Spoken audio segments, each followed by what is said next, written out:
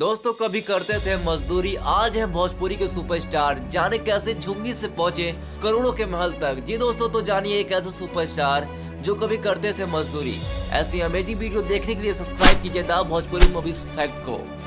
उनका नाम है भोजपुरी के सुपरस्टार निरहुआ उर्फ दिनेश लाल यादव। मन में मिलनवा के चाहत जगा के झूठ। निरहुआ गाजीपुर के गांव टंडवा के रहने वाले हैं। उनके परिवार में कुल 7 लोग थे। उनके पिता मात्र 3500 रुपए महीना कमाते थे। लवा में घर तू बनाई के उड़। घर की आर्थिक स्थिति बेहद खराब थी, खाने तक का पैसा नहीं था इनके पास। इसके बाद उनका परिवार कोलकाता चला गया और यहाँ भी उनकी स्थिति नहीं सुधरी और उनकी फैमिली को झुंगी में रात गुजारनी पड़ी। लेकिन निरहुआ ने बड़े सपने देखना नहीं छोड़ा। पढ़ाई लिखाई से कई ज्यादा उन्हें गाने का शौक था।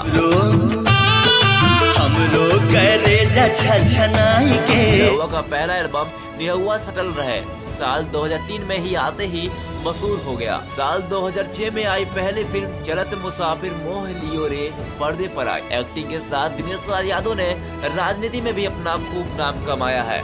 आज वो चंदौली जनपद की जनसभा में आजमगढ़ के सांसद भी हैं।